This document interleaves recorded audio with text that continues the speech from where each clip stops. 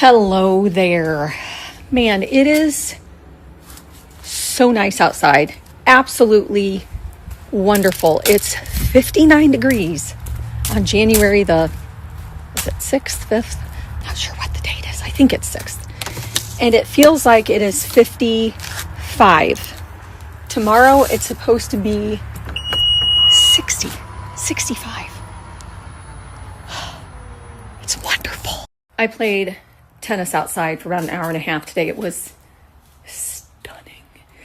Anywho, right now I'm working on the recipe nook in the kitchen.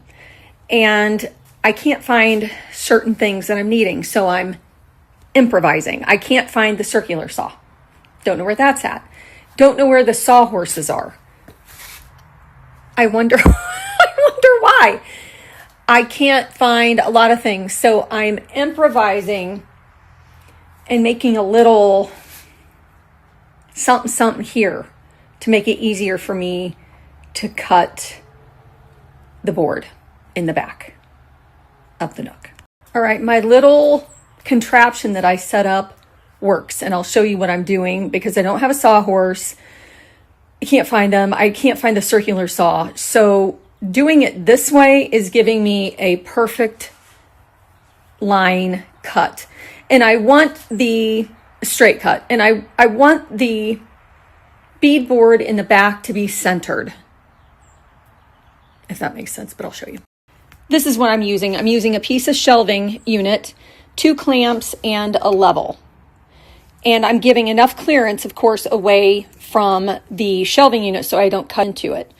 So what I'm doing is measuring out how long I need. The back is 9.5 inches. So I am going to measure from here to 9.5. I'll push this out and I'll leave enough room.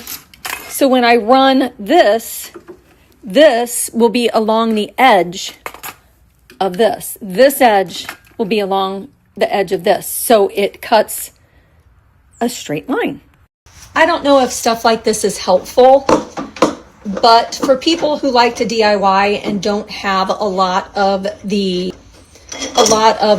things to use, these are just alternative things that you might have in your arsenal of tools, and you can just use this instead of sawhorses, etc. And I have seen people use a piece of insulation board when they use their circular saw, but like I said, I can't find mine.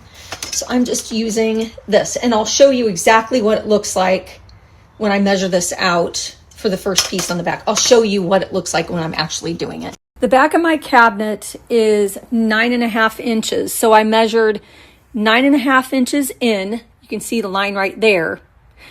And then I have these clamped where they are because when I put this here, like that will be right on that line. And I'll have this guide to go along the entire way, and it will make a perfect line. And there's plenty of clearance here, so I won't cut into the shelving unit.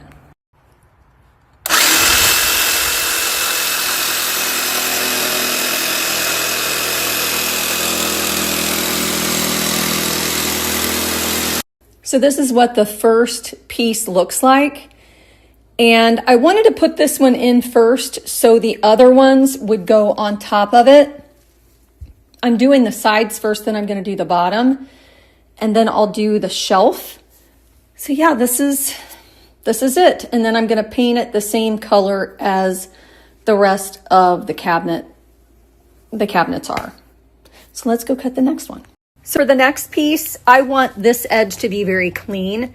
This is what you're going to see towards the outside of that nook. So I want this one to be absolutely perfect. And then I'm going to measure in 15.5 inches and then allow for this, and we'll cut a line this way, and then I'll measure this last. I don't want to do a bunch of cutting this way. I would rather cut this way first, measure it, and then just adjust it on the height. I find that a lot easier, adjusting the height at the end and not in the beginning. This is how far I've gotten. I've gotten the back done, this part done, and this is really square, but for some reason it's not square. So I'm just going to take a little bit of caulk and run it through here before I paint it. So that will be okay. Now I'm getting ready to cut this side, and how I'm going to attach these pieces are with brad nails and a little bit of adhesive, and that way it will stay in place. Plus it will stay in place because I'm going to put a board on the bottom, trim that out, and I'm going to trim around the top. And I really don't even need to use adhesive probably, because it's going to be secure with all of the trim, but still, just in case, I'll probably use just a smidge of adhesive. This is how far I've gotten. All the sides are in. I've caulked everything. I didn't caulk down there because there's going to be a stained piece of wood here. Up there is going to be trim. That's the next thing I'm going to work on, is trimming this out.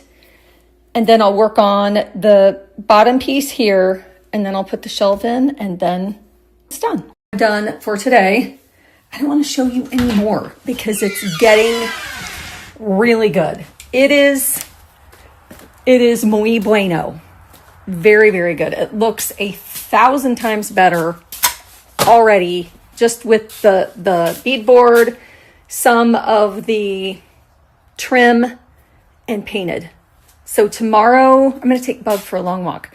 And then tomorrow I'm going to work on the wooden shelves and the bottom, just the one shelf and the bottom piece. And it's done. It's all done. I wanted to show you a couple things.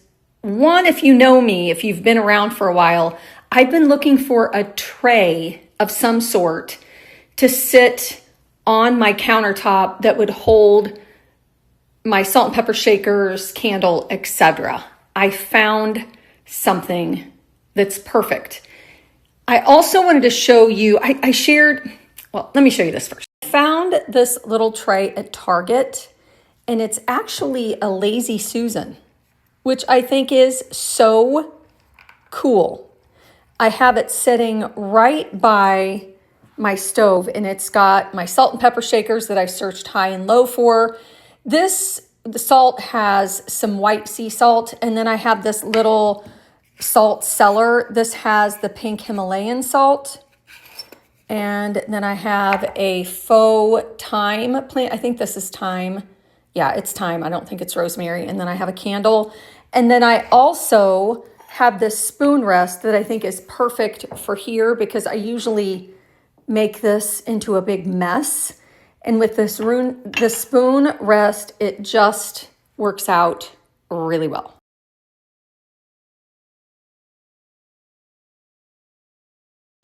When I was buying presents for Christmas, I just bought whatever was in the cart on Amazon, and a box came, and I didn't realize what was in the cart.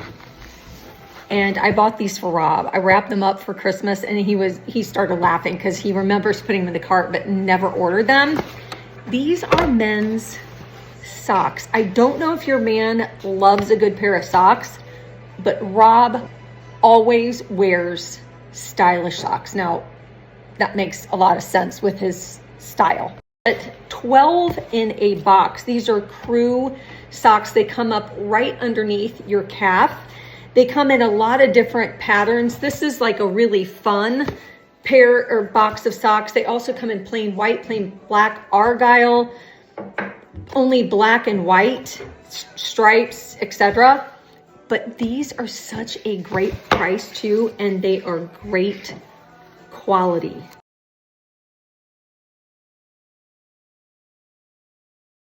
I keep staring.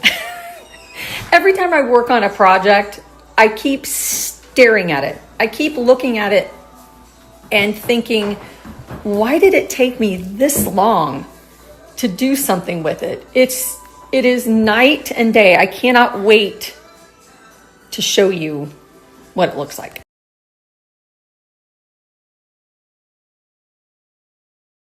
One more thing I'm going to share before I sit down, because I have been running all day, and it's okay because I like being busy. I shared a utensil set. It's a wooden utensil set last night, and I said I'm ordering it. I'll show you why I'm ordering it. I ordered these from Target. I was so excited to get them in, but they're ginormous.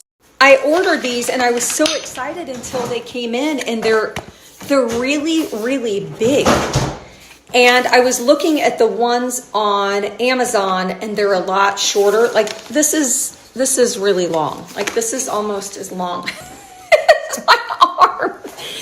And the reason why I'm switching to wood is because I noticed, and this is because my sister's Deb, told me the last time I was at their house that she doesn't make eggs. She doesn't scramble eggs with spatula or anything plastic because the dishwasher soaks up that plastic taste and smell. I never noticed that, and then lately that's all I'm tasting. And plus with the Amazon ones like this, you get a lot more for the price than you do with these. I also bought the salad tongs. I'm taking them back and getting the ones from Amazon. And I am looking for dishwasher soap that doesn't leave, that's not toxic, because I taste it on plastic. I also taste it on our glass, drinking glasses, and that's just, it's a little unsettling to me. I really need to find something that I don't feel like I'm ingesting every time I'm drinking or eating.